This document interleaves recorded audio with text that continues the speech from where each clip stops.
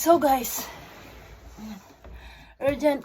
Meron akong nabenta ngayon sa Mercari. Yung online na, parang online shop siya. Parang Shopee siya dito sa Japan. Parang gano'n ko siya maiko-compare. Meron akong pa-order ngayon na isang lotion. Kaya nagmamadali ako.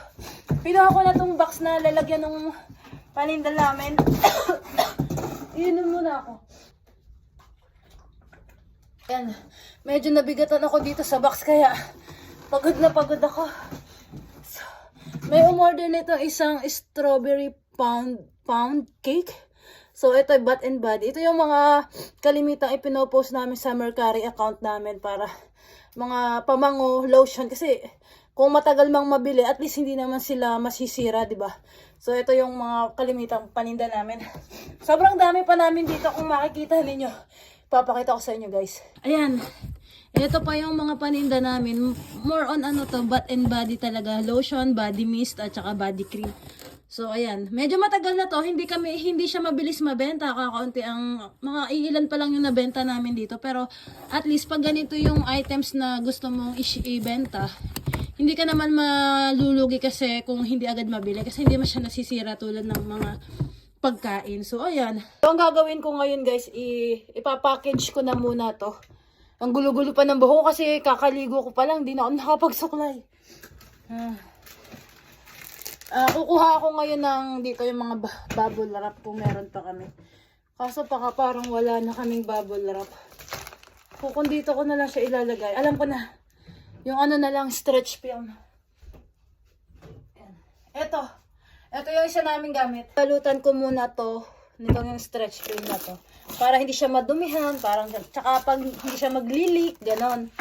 So, kailangan din natin ayusin yung ating package bago natin i-deliver sa mga nabili sa atin. So, para syempre, mag-repeat order sila.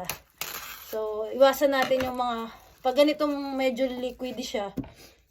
Ayan, check muna natin, syempre. Ayan. Ayos naman, all good condition, brand new to guys. Galing pa tong, sa Bahrain pa namin to inangkat. Sa Bahrain inangkat. Galing pa tong Bahrain. Ano talaga to guys? Wala halong biro. Sa Bahrain pa to galing. Sa kapatid ni Ate Virgie. So doon mas mura yung Bath and Body. Naku, may may dahon pang sumama. So hindi ako magaling magbalot kasi usually si Ate Virgie ang aayos ng balot. Kaso ngayon, nasa trabaho. Pa na isa pala. Doon sa may bandang, sa may bandang ulo. Para hindi siya umikot-ikot. Bandang ulo. Sobrang happy, yes. Alam niyo ba guys, matagal na namin hindi nakakabenta sa Mercari. Ngayon, nasabi ni ate, change price namin. Kumbaga, magbaba kami ng price para makabenta ba. So, ayun, kanina, habang ako wala namang ginagawa, nandito na sa bahay, binabaan ko yung presyo ng mga Bath and Body. Nagbawas ako ng mga yung 5,500, ganyan, binawasan ko. And suddenly, may umorder nga guys.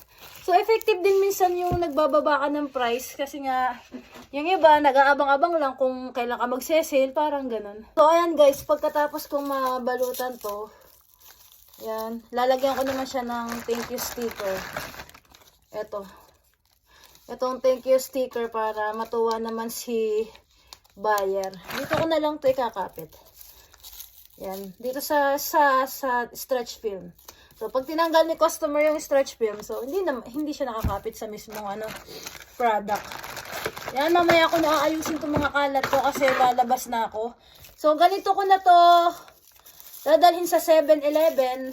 Kasi doon ako kukuha ng box sa 7-Eleven. Kasi libre naman doon yung box ng, pag Mercari box, libre naman kapag real time or ngayon mo din ipapadala. So, yan, tara, let's go. Samahan niyo ako sa 7-Eleven. Guys, nandito na ako sa 7-Eleven. Bibilisan ko na lang kasi may pupuntahan pa ako. Tsaka hindi ako nakadaan agad kasi may 3 hapon sa unahan ko. Hindi ko naman sila mabusinahan ng bike kasi bawal din yun eh. Nantay ko na lang na makaano sila. Lampas. Dito rin sila sa 7-Eleven eh. Ito ba yun? Ito yung kukunin kong box. So ito na guys yung aking delivery. Kulang-kulang yung nilagay ko, wala akong cushion, mga bubble wrap sa loob. Pero okay na to. Sana hindi maipit or mapatungan ng mabigat. Punta na ako ngayon sa counter.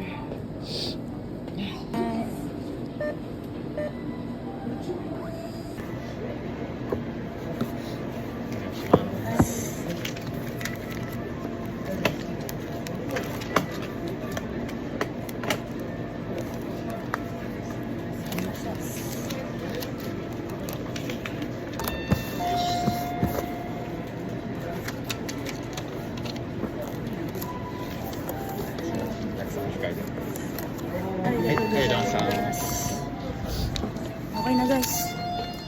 Tapos na. Uwi na ako ngayon. Ayan. Mabilis lang magpa-dala or magpa-deliver. Basta sa Mercari, may barcode. Babarcode din na lang nila yon. Alam na nila yung size ng box na ginamit mo. So, lalagay mo lang yung sticker na igbibigay nila, tapos yung parang pinakang resibo din na galing sa kanila lalagay mo rin doon. So yun guys, bali nga pala guys, dun sa mga nagpapaturo kung papaano mag-post ng items sa Mercari, sa susunod gagawaan ko kayo ng video. Pasensya na kayo, hindi ako nakakagawa agad. So, ayan, magpapatulong rin ako kay ate para maganda-ganda yung may share namin. So, yun. Sa susunod, gagawa namin ng video. Antay-antayin nyo lang guys. Comment na, hindi pa ako nakagawa. So, ayan. Bye guys!